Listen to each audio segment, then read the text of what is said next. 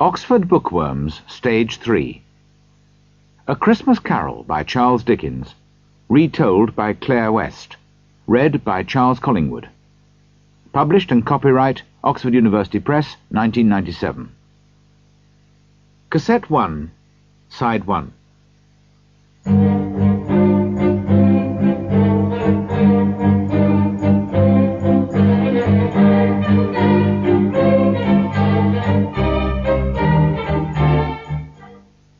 One.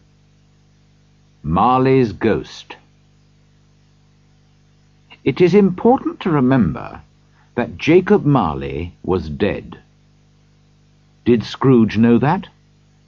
Of course he did. Scrooge and Marley had been partners in London for many years, and excellent men of business they were too. When Marley died, Scrooge continued with the business alone. Both names still stood above the office door. Scrooge and Marley. Sometimes people who were new to the business called Scrooge Scrooge, and sometimes Marley. But he answered to both names. He did not care what name they called him.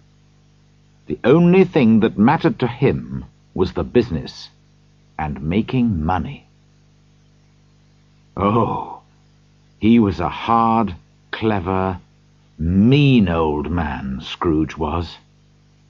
There was nothing warm or open about him. He lived a secretive, lonely life, and took no interest in other people at all. The cold inside him made his eyes red, and his thin lips blue, and his voice high and cross.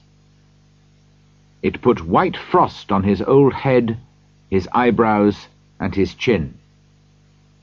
The frost in his heart made the air around him cold too.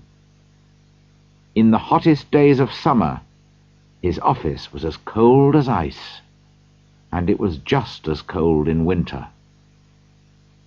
Nobody ever stopped him in the street to say, with a happy smile, "My dear Scrooge, how are you? When will you come to see me?" No poor man asked him for money. No children asked him the time. No man or woman ever, in all his life, asked him the way. Animals, as well as people, were afraid of him. Dogs used to hide in doorways when they saw him coming. But what did Scrooge care? It was just what he wanted. He liked being on the edge of people's busy lives, while warning everyone to keep away from him. One Christmas Eve, old Scrooge was working busily in his office. It was cold, frosty, foggy weather. Outside, it was already dark, although it was only 3 o'clock in the afternoon, and there were candles in all the office windows. The fog covered everything, like a thick grey blanket. Scrooge kept his office door open, in order to check that his clerk, Bob Cratchit, was working. Bob spent his days in a dark little room, a kind of cupboard, next to his employer's office. Scrooge had a very small fire, but Bob's fire was much smaller. It was very cold in the cupboard, and Bob had to wear his long white scarf to try to keep warm. "Merry Christmas, Uncle! God bless you!" cried a happy voice.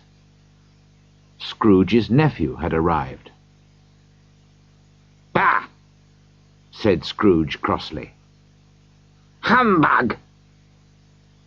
Christmas is humbug? Surely you don't mean that, Uncle, said his nephew. I do, said Scrooge. Why do you call it Merry Christmas? You're too poor to be merry. Well, replied the nephew, smiling, why are you so cross? You're too rich to be unhappy. Of course I'm cross, answered the uncle, when I live in a world full of stupid people like you. You say, Merry Christmas. But what is Christmas? Just a time when you spend too much, when you find yourself a year older and not an hour richer, when you have to pay your bills. Everyone who goes around saying Merry Christmas should have his tongue cut out. Yes, he should. Uncle, please don't say that, said the nephew. I've always thought of Christmas as a time to be helpful and kind to other people.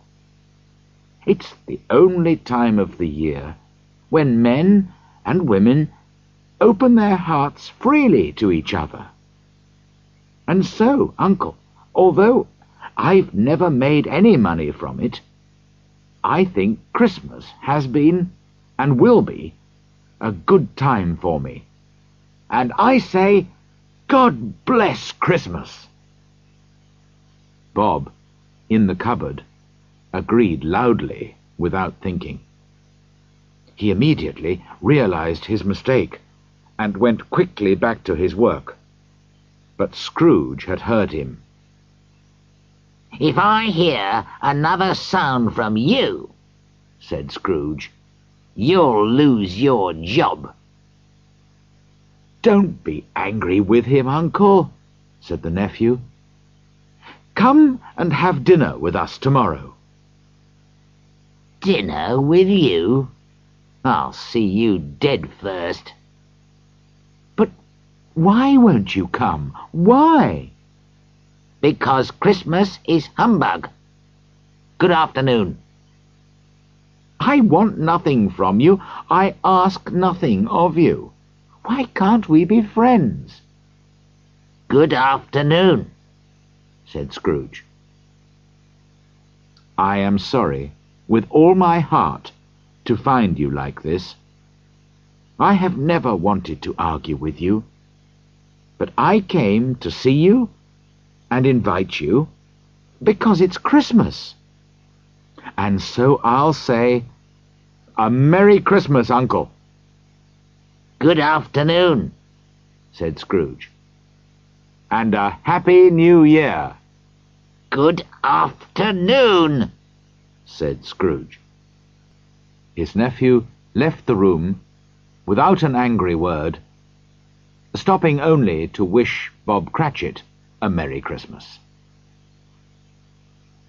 Then 2 other gentlemen came in. They were large, round, comfortable-looking men with books and papers in their hands. "This is Scrooge and Marley's, I think," said one of them, looking at the papers that he was carrying. "Am I speaking to Mr. Scrooge or Mr. Marley?" "Mr. Marley is dead," Scrooge replied. "He died 7 years ago today, on Christmas Eve." "I'm sure that you are just as kind to the poor as your partner," said the gentleman, smiling. What was true was that Scrooge was just as mean as Marley, and Marley had been just as mean as Scrooge. "At this happy time of year, Mr. Scrooge," the gentleman went on, taking up his pen, "we should help poor people who have no food or clothes or homes." "Are there no prisons?" asked Scrooge coldly. "Plenty of prisons," said the gentleman. And the workhouses, where poor people can live and work, are they still open? Yes, they are, I'm sorry to say. I'm happy to hear it, said Scrooge. I thought, from what you said at first, that perhaps these useful places were closed for some reason. But some of us feel, replied the gentleman, that these places don't offer enough to poor people. We're hoping to give some meat and drink, and wood for a fire, to people who need all these things. This is a time when we should all be able to enjoy ourselves. How much will you give, sir? Nothing, Scrooge replied.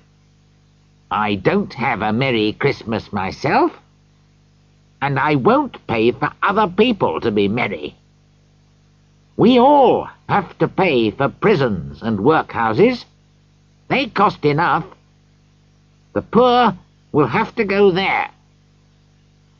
Many can't go there, and many prefer to die. If they prefer to die, why don't they die then? There are too many people in the world, so it's a good thing if some of them die. All this is none of my business. It's enough for a man to understand his own business, and not to think about other people's. I'm a very busy man. Good afternoon, gentlemen. The gentlemen shook their heads a little sadly, and left the office. Scrooge went back to his work, feeling pleased with himself. Now the fog was at its thickest outside, and the cold was biting. Lights shone brightly from the shop windows. People were hurrying here and there, rich and poor alike, to buy what they needed for tomorrow's Christmas dinner. At last it was time to close the office. Scrooge got up slowly from his desk. Bob was waiting for this moment, and he immediately put on his hat. You'll want a holiday all day tomorrow, I suppose, said Scrooge. If you don't mind, sir. I do mind. It's not fair. I have to pay you for a day's work when you don't do any work. It's only once a year, sir, said Bob politely. That's no reason for robbing me every 25th of December, said Scrooge, putting on his coat. But I suppose you must have it. Be here early next morning. Yes, sir, I will, I promise, Bob said happily. Scrooge walked out without another word. When Bob had closed the office, he ran home to his family in Camden Town as quickly as possible. Scrooge always used to eat his dinner alone, in the same miserable little eating-house. Tonight was no different from other nights. He read the newspapers, looked at his bank books, and went home to bed. He lived in rooms which had once belonged to his dead partner. They were in an old, dark building in a lonely side street, where no one except Scrooge lived. In the blackness of the night, through the fog and the frost, Scrooge had to feel his way along the street with his hands. He finally reached his front door and put the key in the lock. Suddenly, to his great surprise, he saw that the knocker was not a knocker any more, but had become the face of Jacob Marley.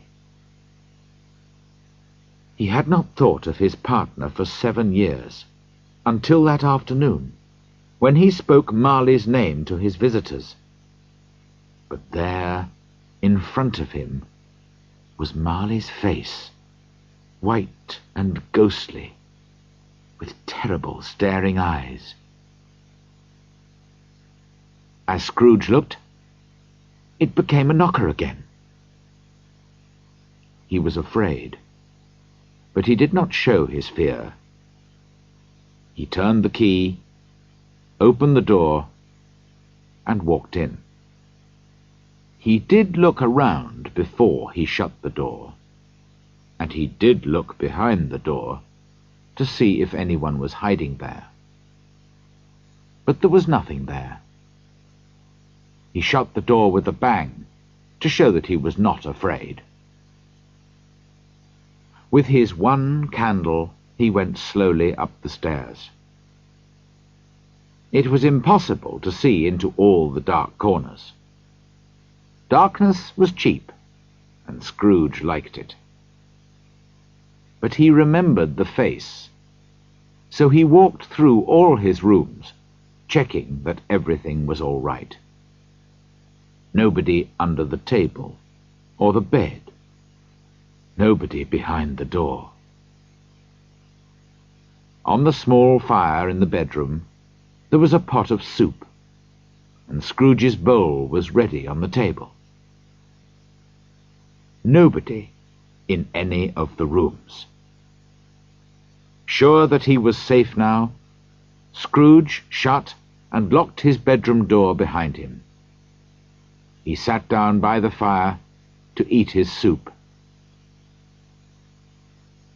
The fireplace was an old one, with hundreds of pictures on the tiles around the fire. But Scrooge could only see Marley's face on every tile. "Humbug!" said Scrooge to the tiles, and walked across the room. When he sat down again, he noticed a bell on the other side of the room. As he looked, he saw, with great surprise and fear, that the bell was slowly beginning to move from side to side. Soon it was ringing loudly, and so was every bell in the house. Suddenly, they all stopped ringing at the same moment. And then came a strange noise from down below. It sounded like someone pulling heavy chains across the floor. Scrooge remembered hearing that ghosts in old houses sometimes pulled chains behind them. Then a door below opened with a crash, and the noise started coming up the stairs. It was coming towards his door. "It's humbug still!" cried Scrooge. But the colour left his face when, without stopping, it came straight through the heavy locked door and appeared in front of him. It was Marley's ghost. Scrooge could see right through its body. Around its middle was a long chain, which had money boxes, keys, bank books, and heavy purses on it. The ghost's death-cold eyes stared fixedly at Scrooge. "Well?" said Scrooge, trying to pretend that nothing strange was happening. "What do you want? And who are you?" "In life I was your partner, Jacob Marley." "It's humbug, I tell you," said Scrooge. "There are no ghosts." But when he said this, the ghost gave a terrible cry and shook its chain in a very frightening way. At once Scrooge fell on the ground in great fear, crying, Yes, yes, you are real. I see that now. Why have you come? Why do ghosts come back from the dead? Tell me, Jacob. The spirit of every man who does not help other people in life has to travel endlessly through the world after his death. We have to carry the chains that we made for ourselves in our lifetime. Do you, Ebenezer Scrooge, recognize my chain? It is very like the one that you wear. Scrooge looked around him, but could see no chain. Jacob, he said, please tell me more. I cannot help you much, Ebenezer. I cannot rest. I cannot stay anywhere for long. I have been dead for 7 years, and all that time I have been traveling on the wings of the wind. No peace, no rest for me in death, because I was never good or kind in life. But you were always a good man of business, Jacob, said Scrooge, who was now beginning to worry about his own life. Business, cried the ghost miserably. Why didn't I think of people as my business? I thought only about making money, not about being kind and helpful to other people. Listen to me, Ebenezer. I am here tonight to warn you. You still have a chance to save yourself from what has happened to me.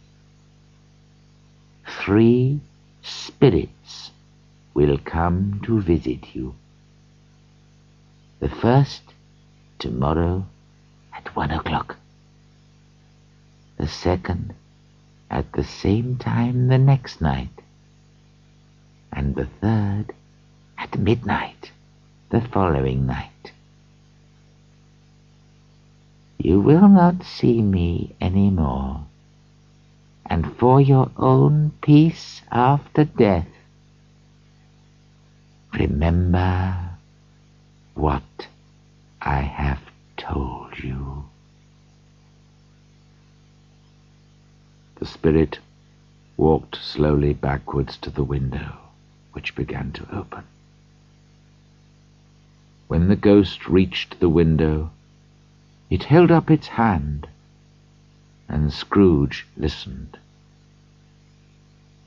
He could hear a noise of sad crying in the air. The spirit began to cry too, and it moved out into the frosty, dark night to join the others. Scrooge ran to the window. Outside, the air was full of spirits, all wearing chains like Marley's ghost, all crying miserably as they realized, too late, the terrible mistakes that they had made in their lives. Little by little, the spirits and their voices disappeared into the fog and the darkness, and the night was silent again. Scrooge closed the window and checked his bedroom door. It was still locked. He started to say, "Humbug," but stopped suddenly. Perhaps because he was very tired, or because it was late, he went straight to bed without taking off his clothes, and fell asleep immediately.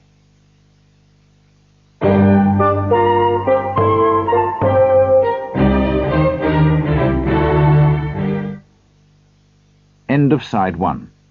Side 2.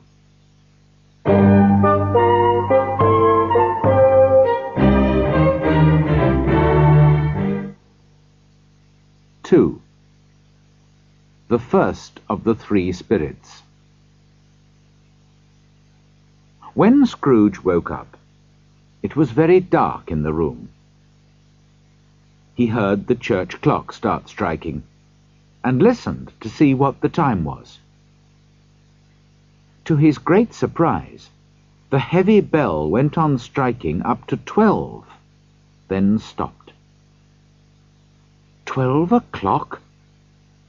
It was past 2 in the morning when he had gone to bed. The clock must be wrong. He looked at his watch. It said 12 o'clock too. Have I slept all day? Is it the next night already? Scrooge asked himself. Or has something happened to the sun? Perhaps it's midday, not midnight. But that's impossible.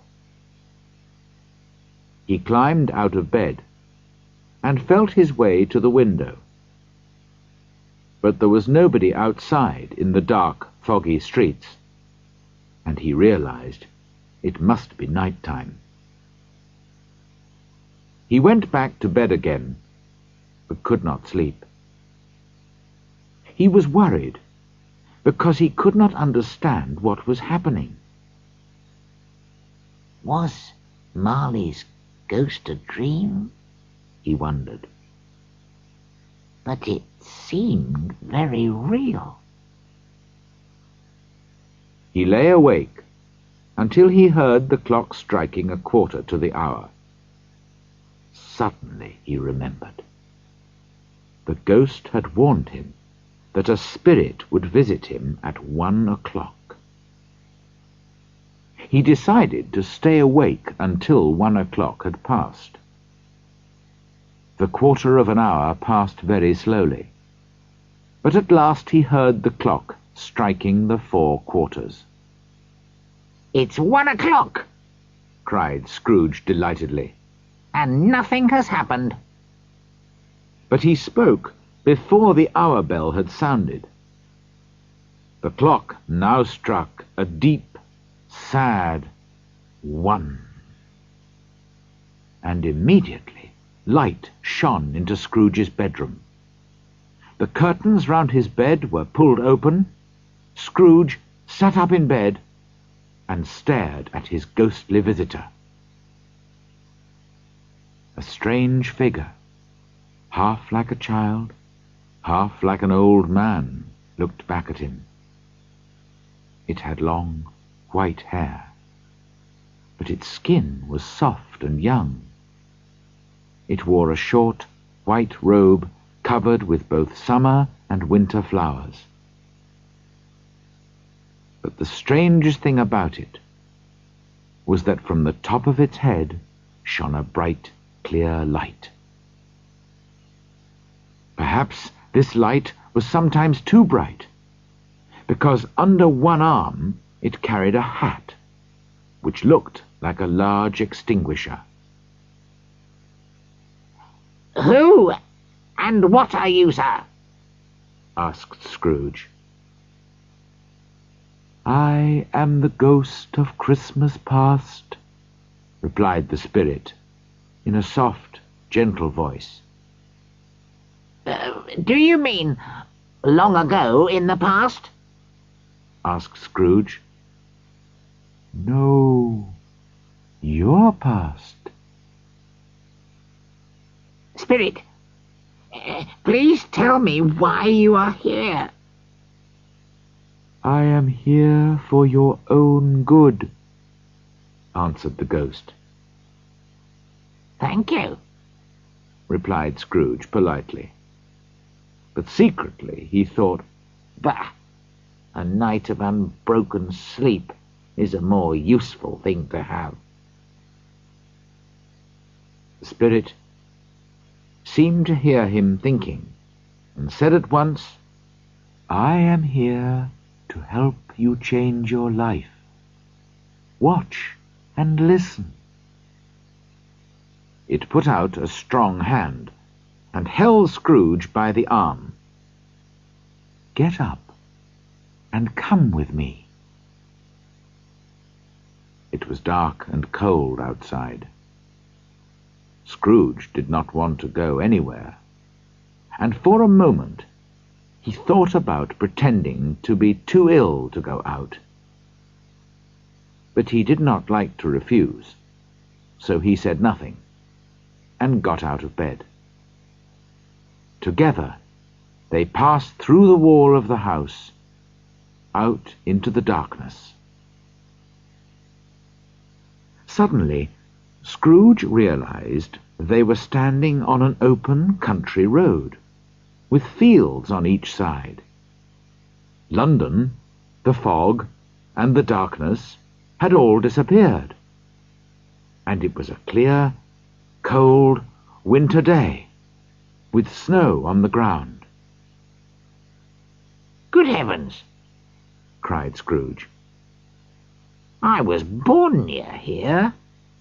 I remember it well." The spirit looked kindly at the old man. "How strange that you've forgotten it for so many years. What is that on your face? Are you crying?" Scrooge put a hand over his eyes. "It's nothing. I've got a cold, that's all. Take me where you want, Spirit." Scrooge recognized every field, post, and tree as they walked along the road towards a little market town. All around them were young schoolboys on horses and in farmers' carts, laughing and wishing each other a Merry Christmas as they travelled to their homes for the Christmas holiday. "They are only shadows from the past," said the spirit. "They cannot see us." Scrooge knew and named all of them. Why was he so delighted to see them? Why did his cold heart beat faster when they went past, shouting, "Merry Christmas"? What was Merry Christmas to Scrooge? What good had it ever done to him? "Not everyone has left the school," said the ghost. "There is one lonely child there still. One child whose friends have all gone." "I know," said Scrooge. And now he was crying openly. They turned into a smaller road, and soon came to the school. Inside, in the long, cold, silent classroom, a lonely boy sat reading near a small fire. When he saw his poor, forgotten past self, Scrooge sat down at one of the desks, put his head in his hands, and cried. "Poor boy. I wish... But it's too late now." "What's the matter?" asked the spirit. "There was a boy singing Christmas carols at my door yesterday. I'm sorry I didn't give him anything, that's all." The ghost smiled and lifted its hand, saying, "Let's see another past Christmas." The schoolroom became darker and dirtier. There was the young Scrooge again, a little older and bigger than before. He was not reading this time, but was walking up and down, looking very unhappy. The door opened, and a little girl, much younger than him, came running in. Putting her arms round his neck, she said lovingly to him, "I've come to bring you home, dear brother. Father is so much kinder than he used to be. The other day I asked him if you could come home, and he said yes. And we're going to spend Christmas together and have the merriest time." She was laughing delightedly as she began to pull him towards the door. They went out happily together, hand in hand. "What a warm heart she had," said the ghost. "You're right," said Scrooge. I agree with you, Spirit." "She married, I understand," continued the ghost, "and had children, I think, before she died." "One child," answered Scrooge. "True," said the ghost. "Your nephew." Scrooge did not answer at once. "Yes," he said at last. Now the school had disappeared, and they were in the middle of a busy town, with shadowy crowds and carts all around them. Here it was Christmas time again, but it was evening, and there were lights in the shops and streets. The ghost stopped at an office door. "Do you know this place, Scrooge?" he asked. "Know it?" cried Scrooge. "Why, I was a clerk here." They went in, and when they saw a large, kind-looking old gentleman sitting at a high desk, Scrooge cried excitedly, "Good heavens! It's old Fezziwig! God bless him! It's Fezziwig alive again!" Old Fezziwig put down his pen and looked at the clock. Fastening his coat buttons over his fat stomach, he started laughing as he called out in a rich, deep, happy voice, "Ebenezer! Dick! 7 o'clock! No more work tonight. It's Christmas Eve, remember." The young Scrooge hurried in with another clerk. "That's Dick Wilkins," said Scrooge quietly to the ghost. "He always liked me. Oh dear, poor Dick." Together, the two young clerks put away all the pens and papers, and following Fezziwig's orders, cleared all the furniture away from the centre of the room. In came a fiddler. In came Mrs. Fezziwig, fat and smiling. In came the 3 Fezziwig daughters, sweet and pretty. In came the 6 young men who were in love with them. In came the cook with her young man, the milkman. In came the boy from next door, with the girl from the house opposite. In they came, some quietly, some noisily, but all happy because it was Christmas Eve. The fiddler started playing, and away they all went in the dance, 20 pairs at the same time, round and round, down the middle and up again. When they were all tired, old Fezziwig cried out, "Well done! Now, have something to eat and drink." There was cake and hot meat and bread and cold meat and fruit and all kinds of drinks on a long table near the door. And after they had eaten, they danced again. When the clock struck 11, the dancing ended. Mr. and Mrs. Fezziwig stood by the door, shaking hands with each person as he or she went out, and wishing him or her a Merry Christmas. During this time, Scrooge had thought of nothing except what was happening in front of his eyes. He remembered and enjoyed it all with the greatest delight. But when the dancing came to an end, he realized that the ghost was looking at him. The light on the spirit's head was burning very clearly. "It seems easy enough to amuse these childish people," said the ghost.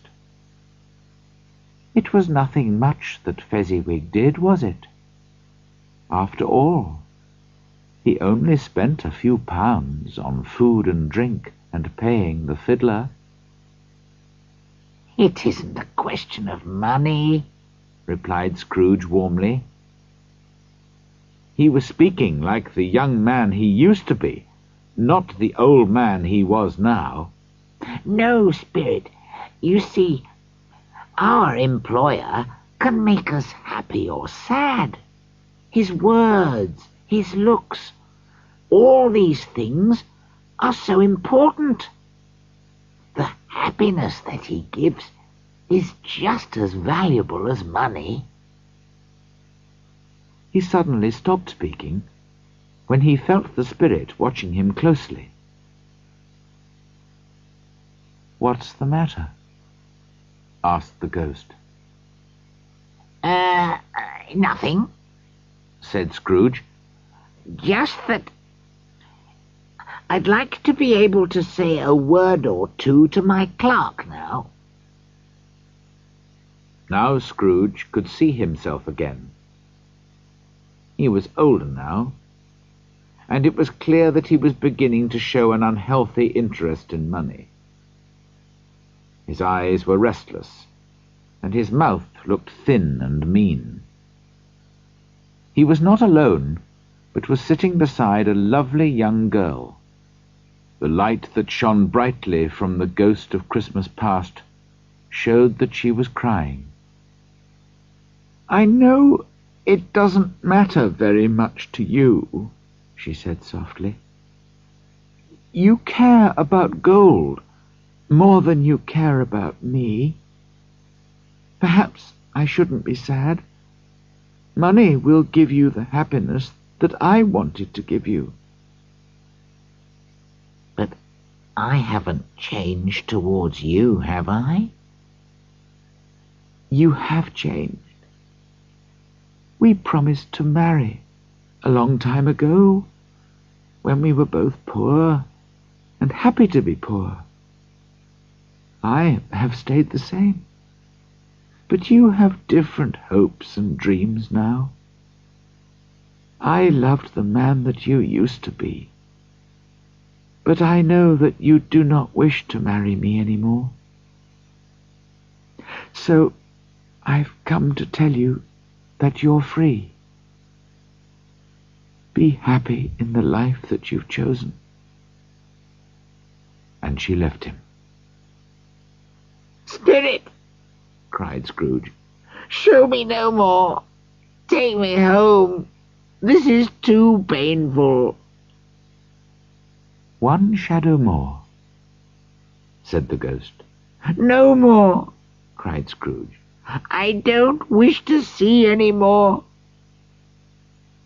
But the spirit held his arms, and he could not escape.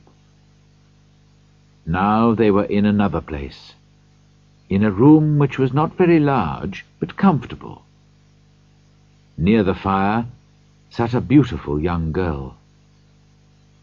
Scrooge thought she was the girl that he had just seen, until he saw her, now a good-looking married lady, sitting opposite her daughter. The room was full of children, and noise, and shouting, and laughing. Just then the door opened, and the father entered, carrying a great pile of Christmas presents. The noise became twice as loud, as the children received their presents with delight, and kissed their father gratefully. Finally, the younger ones went upstairs to bed, and Scrooge watched more sadly than ever as the father sat down with his loving daughter and her mother by the fire. "Belle," said the husband, turning to his wife with a smile, "I saw an old friend of yours this afternoon." "Guess who?" "Mr. Scrooge. He was sitting alone in his office. His partner is dying, and I don't think he has any other friends." "Spirit," said Scrooge in a broken voice, "take me away from this place." "These are shadows of the things that happened in the past," said the ghost. "You chose the life that you preferred, so why cry now?" "I can't watch any more. It's too awful. Leave me alone, Spirit." And Scrooge, noticing that the ghostly light was burning high and bright, suddenly took the extinguisher and pushed it down hard on the spirit's head. But although it covered the ghost's head and body, Scrooge could not hide the light, which continued to shine out strongly from underneath. Now Scrooge found himself back in his own bedroom again. Feeling very tired, he climbed into bed and at once fell into a deep, heavy sleep.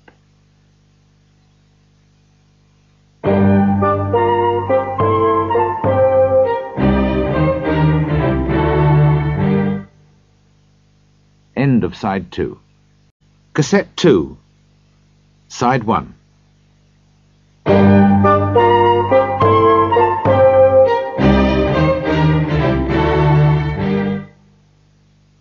Three. The second of the three spirits. When Scrooge woke up, he realized immediately that the church clock was just going to strike 1. He felt sure that the second spirit would soon visit him. This time he wanted to be ready. So he pulled back all the curtains round his bed himself and lay there waiting. At 1 o'clock, instead of a spirit, a strong light shone down on Scrooge's bed. He felt very frightened. After a few minutes, he thought that perhaps the light was coming from the next room, so he got up and went to the door. When he touched it, a strange voice called his name and asked him to enter. He obeyed. Although he recognized it as his own room, it looked very different now. The walls were covered with bright green leaves, and there was a good fire burning in the fireplace.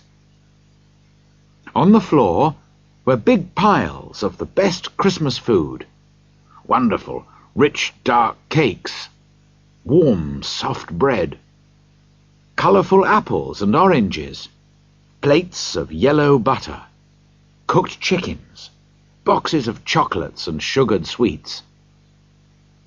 Sitting beside all this was a large, smiling spirit, who called out cheerfully to Scrooge, come in, man! I am the ghost of Christmas present. Look at me." Since the first ghost's visit, Scrooge was no longer very sure of himself. So although the spirit's eyes were clear and kind, Scrooge was afraid to look straight into its face. But he could see that its body was dressed in a long green robe.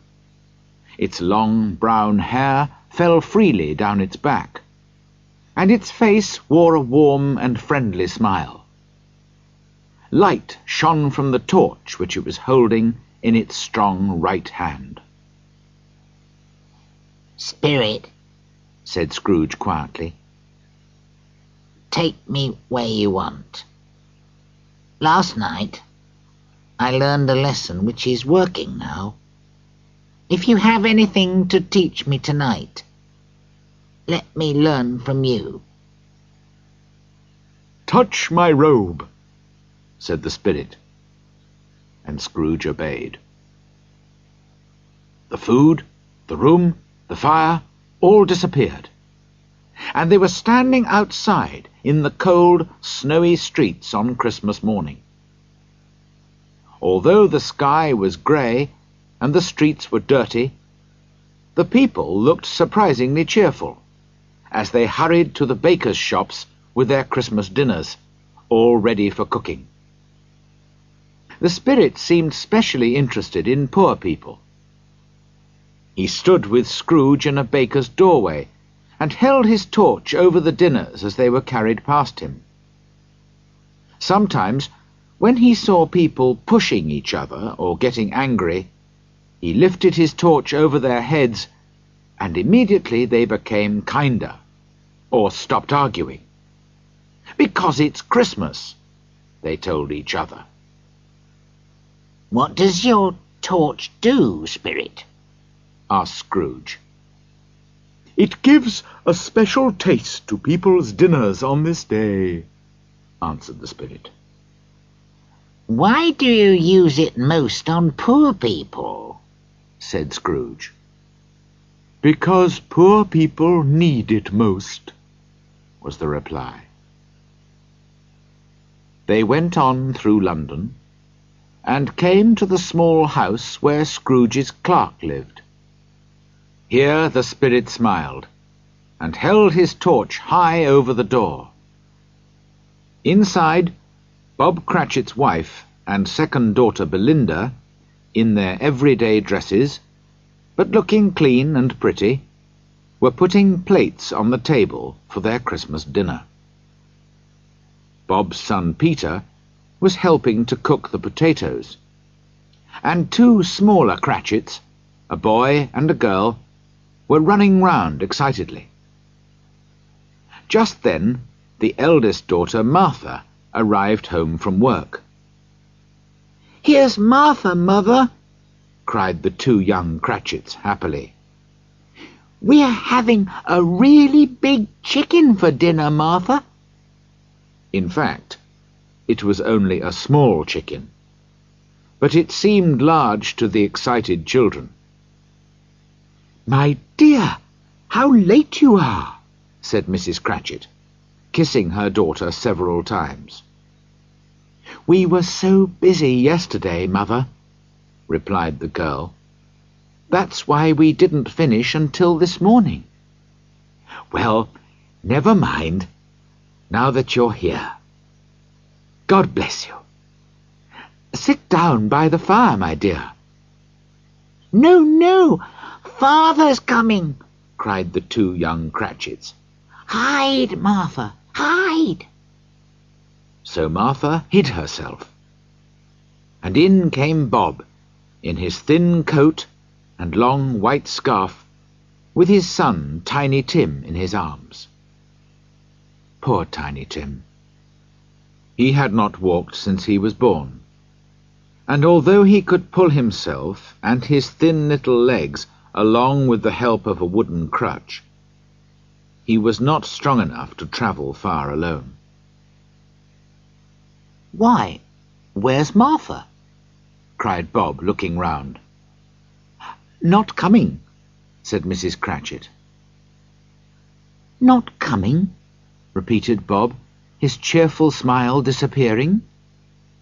"Not coming on Christmas Day?" But Martha didn't like to worry her father for a minute, so she ran out from behind the door and kissed him, while the two young Cratchits showed Tiny Tim the chicken, now ready to eat. Scrooge and the spirit watched as the family sat down to eat. It was a poor enough meal, but to them it seemed wonderful, and they ate every bit of it. "It's the best chicken I've ever tasted," said Bob, smiling round at his family, who, with their mouths full, all agreed. And then, the most exciting moment of the day. Belinda put a clean plate in front of each person, and they all turned to look at Mrs. Cratchit as she came in from the kitchen. Her face was hot from her morning's work, but she was smiling happily as she carried in the Christmas pudding in its little circle of blue fire. Oh, it was a wonderful pudding. They were all delighted with it. "It's your greatest success in all the years that we've been married, my dear," said Bob. "Well, I did wonder how much fruit to put in it," said his wife. "But yes, it's a good one." And she laughed, just like a young girl. Nobody said that it was a very small pudding for a large family. Nobody even thought it. No Cratchit ever said or thought things like that. At last, when they had finished their meal, the children cleared the table and washed the plates. Then they all sat round the fire, eating apples and oranges. There was a large bowl of fruit and sugar and hot water, and something a little stronger. But only 3 people could drink at the same time, because the family only owned 2 glasses and a cup. But this did not worry the Cratchits at all. Now, Bob lifted his glass and said, "A Merry Christmas to us all, my dears. God bless us." The family repeated his wish, and Tiny Tim said, last of all, "God bless us, everyone." He sat very close to his father, on a small chair. Bob held his son's thin little hand in his own. The boy had a special place in his father's heart. "Spirit," said Scrooge, with an interest that he had never felt before, "tell me if Tiny Tim will live." In the future, I see an empty chair by the fire, with a crutch beside it. If these shadows do not change, the child will die. "No, no," said Scrooge. "Oh, no, kind spirit. Say that he will live." If his life does not change soon, he will die before next Christmas. What does that matter? There are too many people in the world, so it's a good thing if some of them die. Scrooge was ashamed and sad to hear his own words spoken by the spirit. But he lifted his head when he heard his name. "Mr. Scrooge," said Bob, "let's drink to Mr. Scrooge, whose money has paid for this meal." His money? said Mrs. Cratchit angrily. What can we buy with his 15 shillings a week? Why should we drink to the health of a hateful, hard, unfeeling, mean old man like Scrooge? "My dear," said Bob gently, "remember, it's Christmas." Well, Bob, I'll drink to his health, only because of you, and because it's Christmas. Long life to Mr. Scrooge. A Merry Christmas and a Happy New Year to him. He'll be very merry and very happy, I'm sure.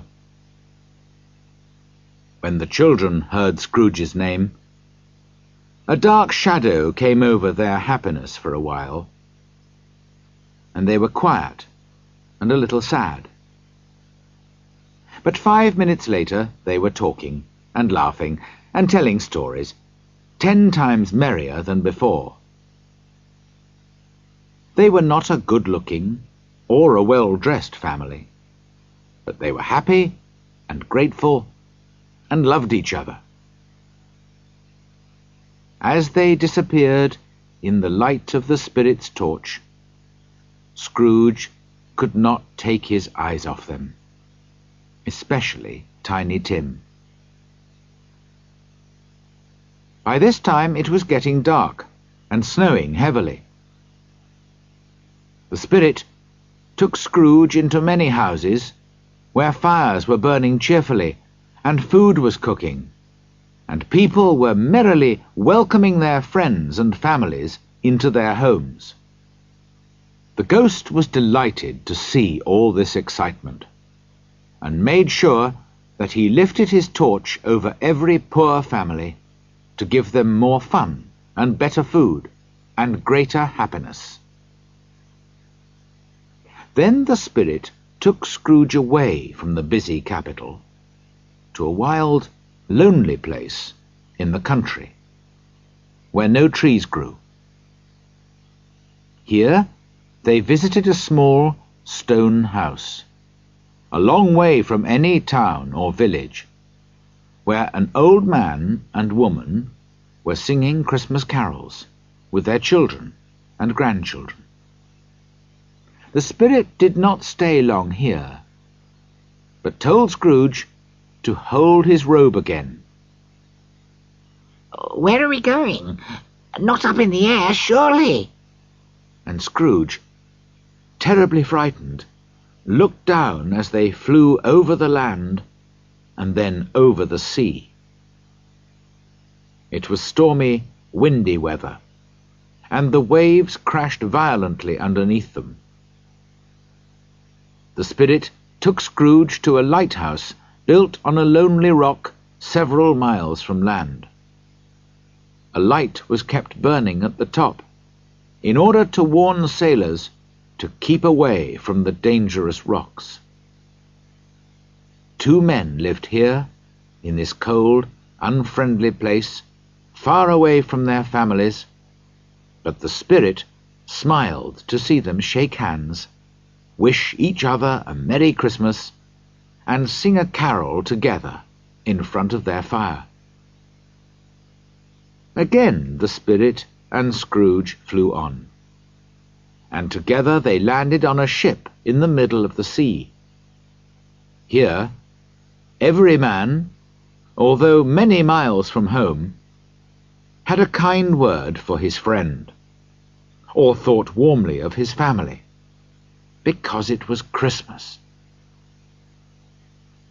It was a great surprise to Scrooge, while listening to the noise of the wind and waves, to hear a happy laugh. He recognized it as his nephew's, and found himself, with the smiling Spirit beside him, in his nephew's bright, warm sitting room. When Scrooge's nephew laughed, everybody who was with him wanted to laugh too. He had that kind of laugh. And at that moment, his very pretty wife and several of his friends were laughing with him. "He said that Christmas was humbug! Ha, ha, ha!" cried Scrooge's nephew. "That's very bad of him, Fred," said his wife. "He's a strange old man," said Scrooge's nephew, "but I'm sorry for him. His money is no use to him, you see. He isn't at all happy or comfortable, although he's rich. It's sad to think of him sitting alone in his cold room. And so I'm going to invite him every Christmas. He can be cross and miserable if he likes, but I'll go on inviting him, and one day, perhaps, He'll think better of Christmas." After tea, the cheerful little group sang songs and played music. Scrooge recognized the song that his little sister used to sing, and remembered sadly what the ghost of Christmas past had shown him. Later, the friends played guessing games, and Scrooge joined in the games with delight. Nobody except the spirit could hear him, but he often guessed the right answer. "It's time to go now," said the ghost, smiling at the old man's childish excitement. "No, Spirit, please. Let me stay a little longer. Look, they're playing a new game." It was a game called Yes and No, in which Scrooge's nephew had to think of something, and the others had to ask questions to discover what it was. The only possible answers were yes or no. Scrooge heard that Fred was thinking of a living animal, a wild animal, sometimes an angry animal, which lived in London and walked in the streets. Every time he answered a question, Fred could not stop himself laughing. At last, his wife's dark, pretty sister started laughing too. I know what it is, Fred. I know," she cried out. "It's your Uncle Scrooge." Everyone laughed until they cried. What a wonderful game! What a clever idea of Fred's! But at last Fred dried his eyes and said, "We've been very merry because of him, so I think we should drink to his health. Here's to Uncle Scrooge. A Merry Christmas and a Happy New Year to the old man. Uncle Scrooge! To Uncle Scrooge!" they all cried, cheerfully lifting their glasses. Uncle Scrooge wanted to thank them, but the spirit hurried him away. The ghost seemed much older now. His brown hair had become grey. "Are spirits' lives so short?" asked Scrooge.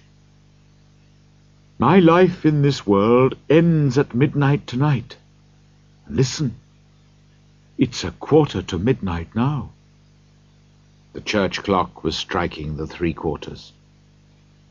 "Excuse me for asking, Spirit," said Scrooge, "but what are those strange things near your foot?"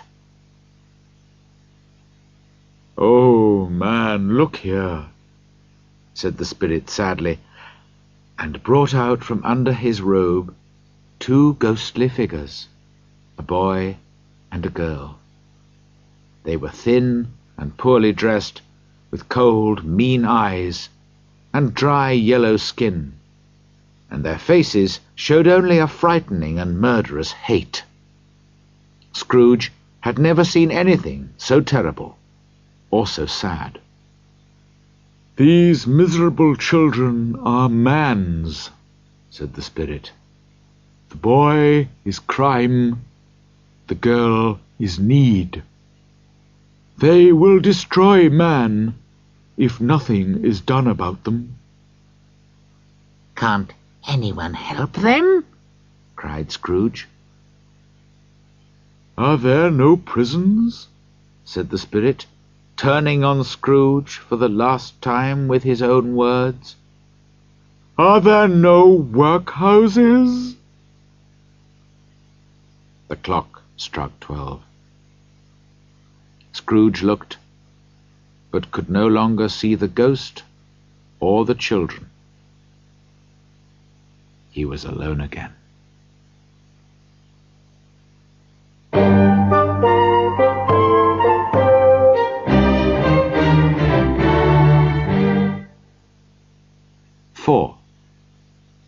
the last of the spirits. The third spirit will come at midnight. Scrooge suddenly remembered the words of Jacob Marley's ghost, and lifting his eyes, saw a spirit, all in black, coming slowly towards him. It was a tall, silent figure, wearing a long black robe which hid its head and body. When it came close to him, it stopped and pointed onwards with one hand. Scrooge was more afraid of this spirit than he had been of the others, and his voice was shaking as he asked, "Are you the spirit of Christmas yet to come?" The ghost neither spoke nor moved, but still pointed onwards. "Are you going to show me shadows of the things which haven't happened yet, but will happen in the future?"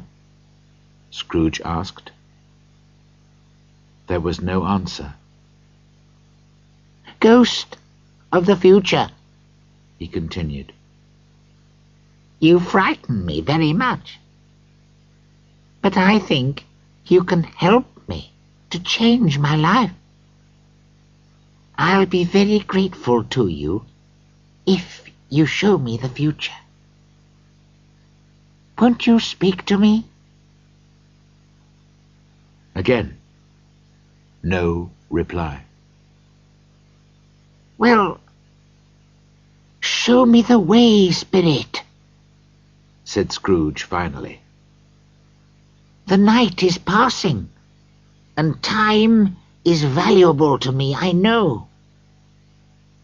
The ghost moved away, with Scrooge following in its shadow. Suddenly, they were in the heart of the capital, among the businessmen and moneylenders. The ghost pointed to one small group of men, so Scrooge went closer to listen to their conversation. "No, I don't know much about it," said one fat man. "I only know he's dead." "When did he die?" asked another man. "Last night, I think." "Why? What was the matter with him?" asked a third. "I've no idea," replied the fat man, looking bored. "Who cares?" "What's he done with his money?" asked a red-faced gentleman. "I haven't heard," said the fat man. "He hasn't left it to me, that's all I know." They all laughed at this. Scrooge knew the men, and looked towards the spirit, hoping it would explain what the conversation meant. But the ghost moved on, pointing at two more men. Scrooge listened again. He knew these men well. They were rich and important, and he had often done business with them. "How are you?" said one. "How are you?" replied the other. "Well," said the first, "the old man has died at last, has he?" "So they tell me," replied the second. "Cold, isn't it?" "Nice and frosty for Christmas. Good morning." Not another word. That was the end of their meeting. Scrooge wondered why the spirit wanted him to hear these conversations. What could they mean? The dead man could not be his partner Jacob, because he was already dead. Scrooge watched carefully, trying to understand. He looked round for his own shadow, but could not see himself anywhere. Perhaps that's not surprising, he thought, because If I change my life, and I'm planning to do that, I won't be the same person in the future." Just then he noticed the spirit standing quiet and dark beside him, with its pointing hand. He felt the unseen eyes staring fixedly at him behind the black robe. Scrooge's body shook, and he felt cold.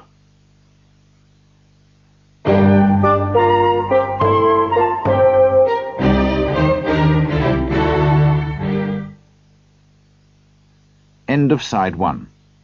Side 2.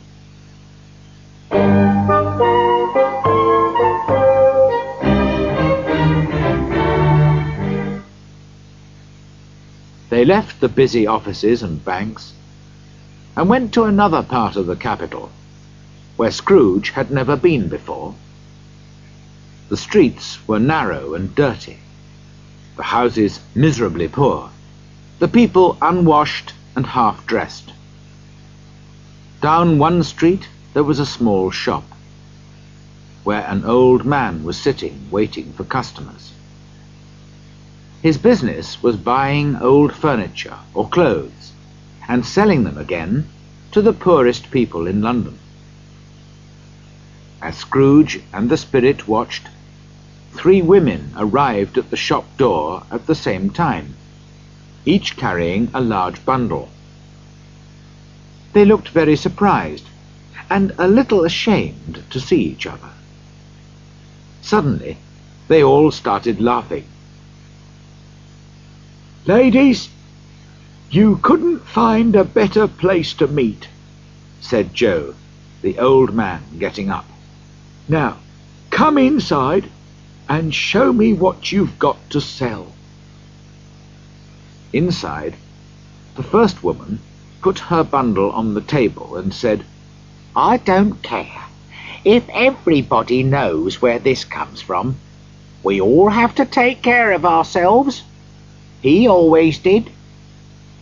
"That's right," agreed the second woman. "Very true," agreed the third. "Does a dead man need these things?" continued the first woman. "And why was he so mean while he was alive? We all worked for him, didn't we? Cleaned his house, washed his clothes, cooked his soup. And what did we get? 3 shillings a week. It's no surprise that he died alone, with no friends around him." "You never spoke a truer word," said the second. "He was a bad man, we all know that," said the third. "Now, what have we here?" said old Joe, opening the women's bundles. "Buttons, pencils, boots, silver spoons, some excellent bed curtains, blankets, and a very good shirt," he added, feeling the fine cotton. "Yes, it was his best," said the first woman. "They put it on him after he died, but he doesn't need it now that he's dead. And the blankets and bed curtains, he doesn't need them either." "You took the shirt off a dead body, and the blankets and curtains off his bed, while he was lying there? Well, well," said Joe, shaking his head. "Here's your money." And he counted out several shillings into the women's hands. "Ha ha ha!" laughed the first woman. "He frightened everyone away when he was alive, and we've made money out of him now that he's dead. Ha ha ha!" Scrooge felt sick and angry at the same time. "Spirit," he said, "I see now. I could be that unhappy man. Good heavens, what's this? Joe and the women had disappeared, and Scrooge was standing in a dark room. Opposite him was a bed with no blankets or curtains. A light shone down from above onto the body of a dead man, covered with a sheet. How sad, Thought Scrooge. to die with no friends or family around him. To lie in an empty room with no candles or flowers and robbed of his clothes. To know that nobody loves him because he loved nobody in his life. Money can't buy a happy life or a peaceful death. He looked at the spirit, whose hand was pointing at the man's covered head. It would be easy to lift the sheet and see who the man was. But for some reason, Scrooge could not do it. Spirit, he said, this is a terrible place. Let's go. Still the ghost's unmoving finger pointed at the man's head. I understand you, but I can't look at him, Spirit. I can't, said Scrooge wildly. If there's anyone in this town who feels anything at this man's death, show that person to me, Spirit, please. For a moment, the spirit lifted its dark robe like a wing and showed Scrooge a room where a mother and her children were sitting.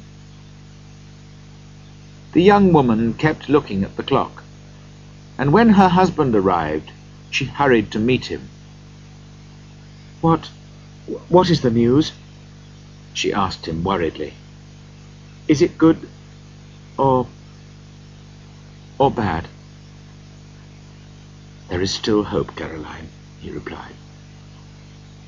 "How can there be hope? If that hard, mean old man wants us to pay back the money now, they'll send us to prison. We haven't got enough to pay him." "He is dead, Caroline," answered her husband. "Thank God for that," cried the young woman from her heart. The next moment she realized what she had said. "Oh, I didn't mean that. I'm sorry if anyone dies." "Perhaps the person who inherits his business will give us more time to pay the money back. And we'll have the money by then. Tonight we can sleep well, Caroline." "So, Spirit," said Scrooge in a broken voice, "you can show me only happiness at this man's death. It frightens me, Spirit. Show me, please, that there can be sadness at a death." The ghost took him silently through the streets to poor Bob Cratchit's house. The room seemed strangely quiet. The mother and her daughters were making a small white cotton shirt together, while the usually noisy young Cratchits sat silently in a corner, and Peter was reading a book. Mrs. Cratchit put her work down on the table and covered her face with her hand. "The colour hurts my eyes," she said. "The colour? Ah, poor Tiny Tim." "They're a little better now," she went on. "It's difficult to work by candlelight, and I don't want to show red eyes to your father when he comes home." "He's a bit late," said Peter, "but I think he's walked more slowly these last few days, Mother." They were very quiet again. At last she said bravely, "I've known him walk with Tiny Tim in his arms. Very fast indeed." "So have I," cried Peter. "Often." "But he was very light to carry, and your father loved him so much."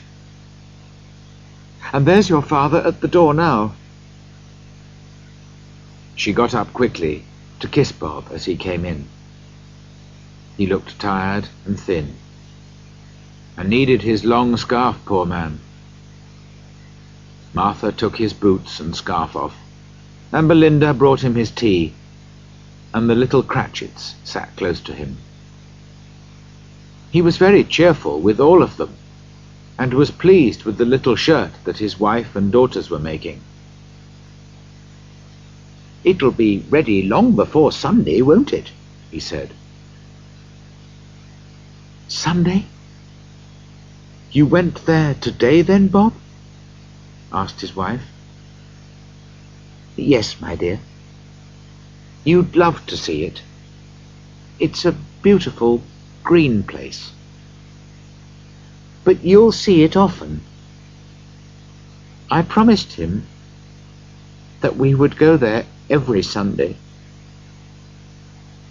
My little child," cried Bob, hiding his face in his hands. He had loved the boy very much. He went upstairs to the quiet bedroom where the child lay. Poor Bob sat down beside him, and when he felt calmer, he kissed the little face and went downstairs again, almost happy. "My dears," he said to his children, "one of these days, some of you will marry and leave home. In a few years' time, perhaps all of you will. But I'm sure none of us will ever forget Tiny Tim, will we?" "Never, Father!" they all cried. "And I know," said Bob, "that when we remember how patient and gentle he was, although he was only a little child, we won't argue among ourselves. We'll remember poor Tiny Tim and love each other." "We will, Father!" they all cried again. "I am very happy," said Bob. "I am very happy." Mrs. Cratchit kissed him. His daughters kissed him. The two young Cratchits kissed him, and he and Peter shook hands. "Tiny Tim, your goodness lives on in your family." "Spirit," said Scrooge, "I know you will leave me soon.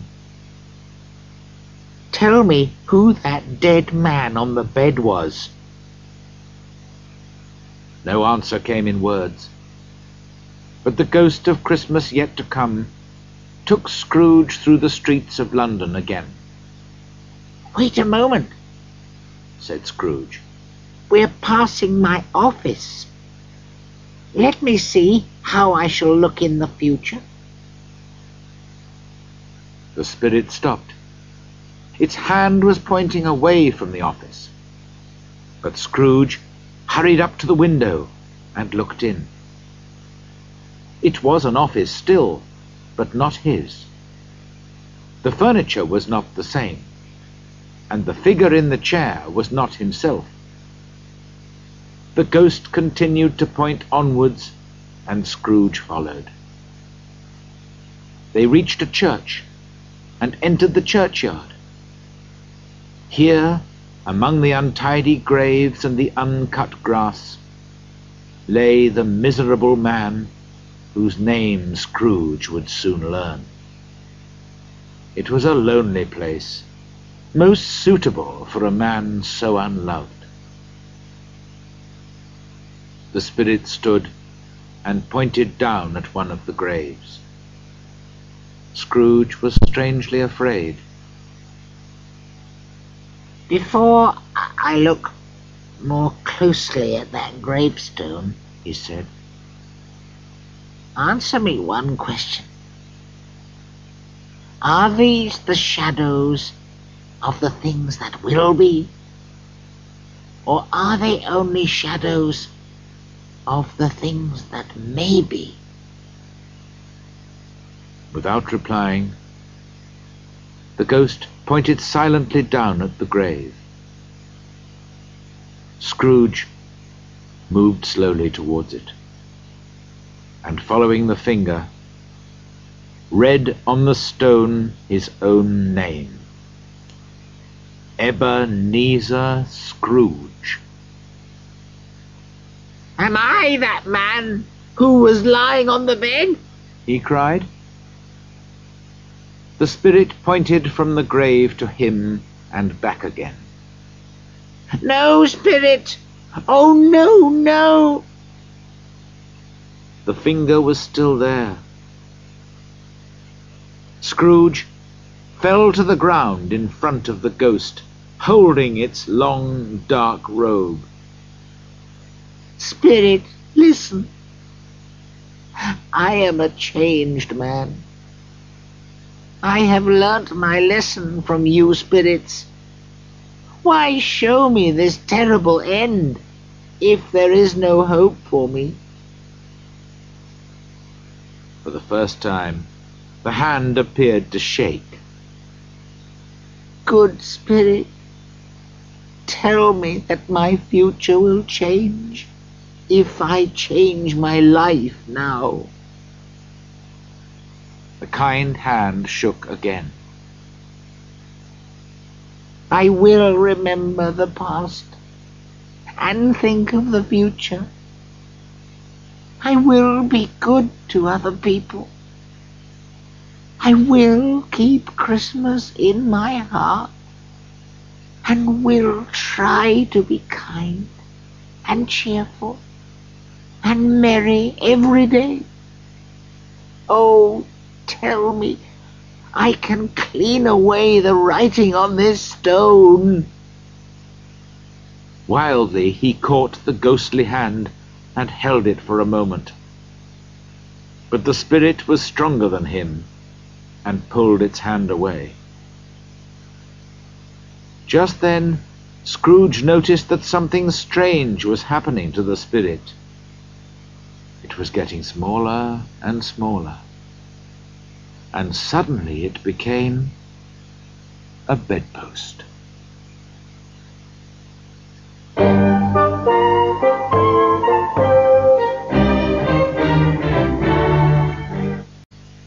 "5.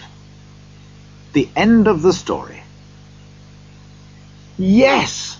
And the bedpost was his own. The bed was his own. The room was his own.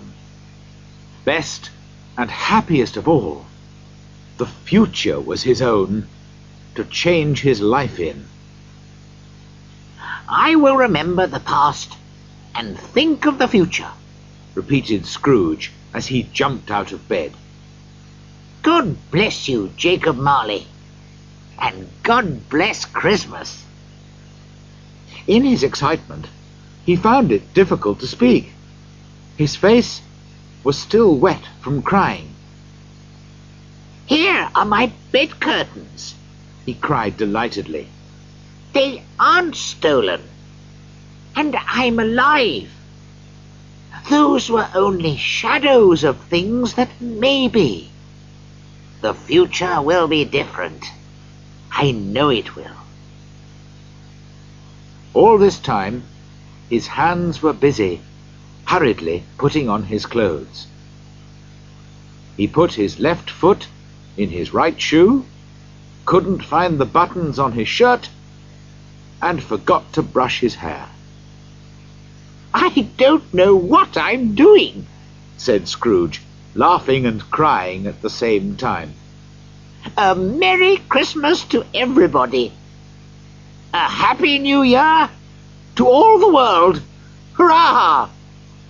There's the door which Jacob's ghost came through. There's the corner where the ghost of Christmas present sat. There's the window where I saw the travelling ghosts. It's all true. It all happened. Ha ha ha ha! Really, for a man who hadn't laughed for so many years, it was an excellent laugh. The father of a long line of excellent laughs. I don't know what day of the month it is, said Scrooge. I don't know how long I've been with the spirits. I don't know anything. I'm just like a baby. Never mind. I prefer being a baby. Hurrah! Just then, he heard the church bells ring out louder than he'd ever heard before. Running to the window, he opened it and looked out. No fog at all. A clear, bright, cold day. Golden sunlight, blue sky, sweet, clean air, merry bells. Oh, wonderful, wonderful. What's today? He cried, calling down to a boy in the street. Today? Replied the boy in great surprise. Why, it's Christmas Day. So I haven't missed it, thought Scrooge. The spirits have done it all in one night. He called down to the boy again. Hello, young man. Do you know the meat shop at the corner of the next street? Of course I do, replied the boy. What an intelligent boy, said Scrooge. Do you know if they've sold the big turkey that was in the shop window yesterday? What, the one as big as me? Asked the boy. What a delightful boy, said Scrooge. It's wonderful talking to him. Yes, that's the one. It's still there in the window, said the boy. Is it? Said Scrooge. Well, go and buy it. You don't mean it, cried the boy. I do. I'm serious. Go and buy it, and tell the man to bring it back here. Come back with the man, and I'll give you a shilling. Come back in less than 5 minutes, and I'll give you 3 shillings. The boy went off like a bullet from a gun. I'll send the turkey to Bob Cratchit's, laughed Scrooge. He'll never know who sent it. It's twice as big as Tiny Tim.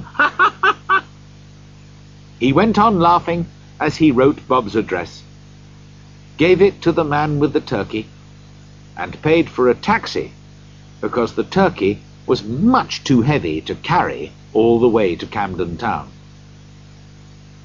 Now he finished dressing and went out into the streets wearing his best clothes.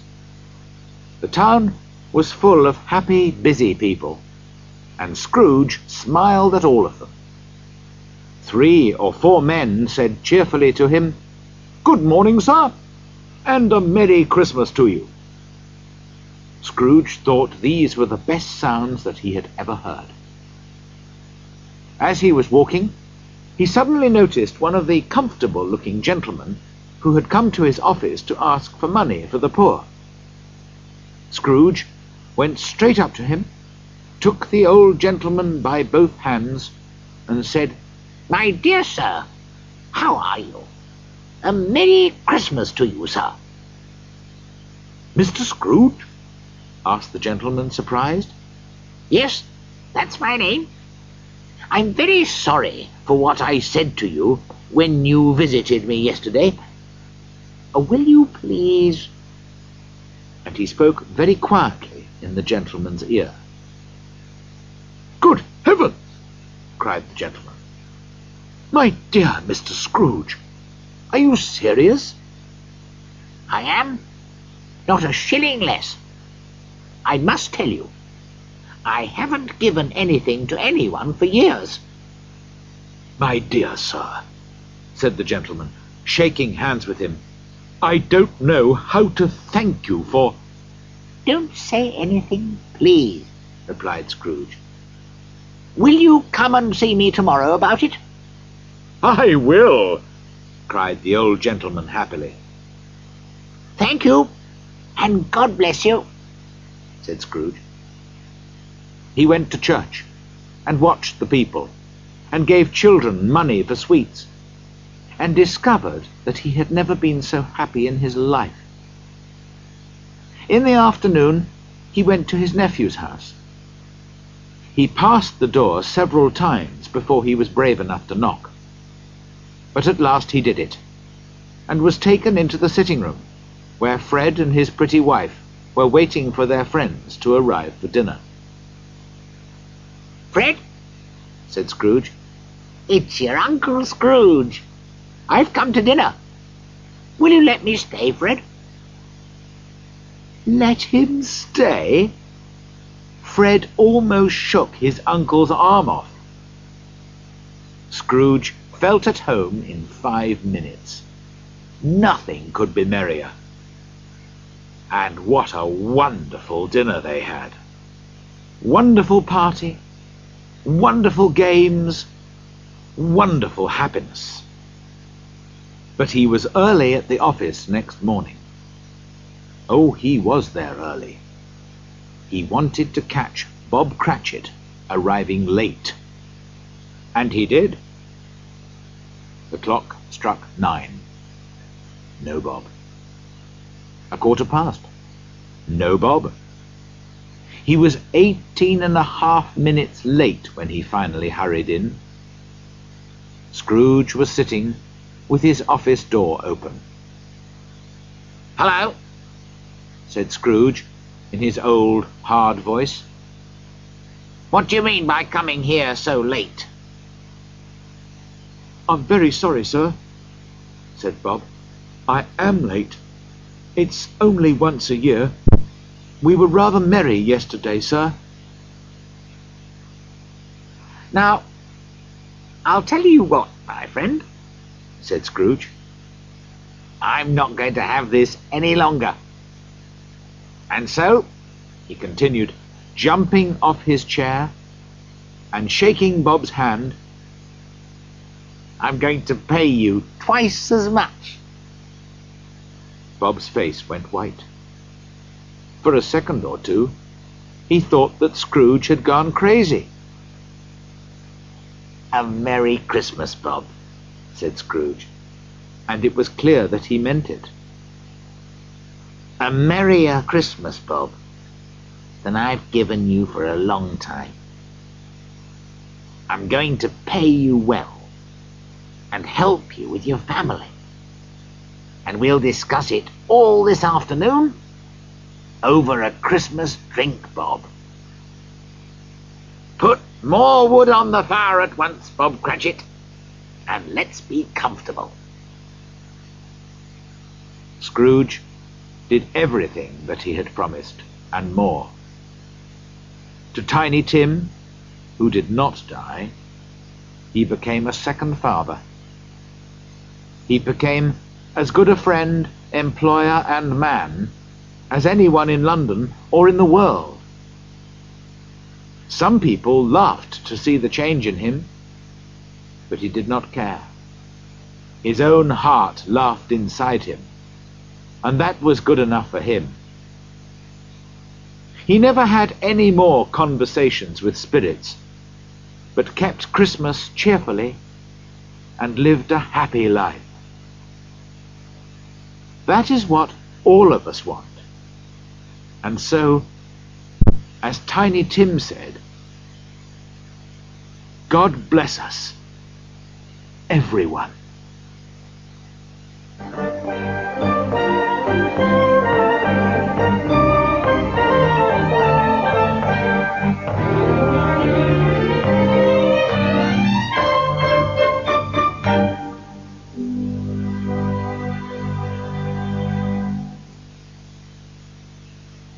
End of side 2.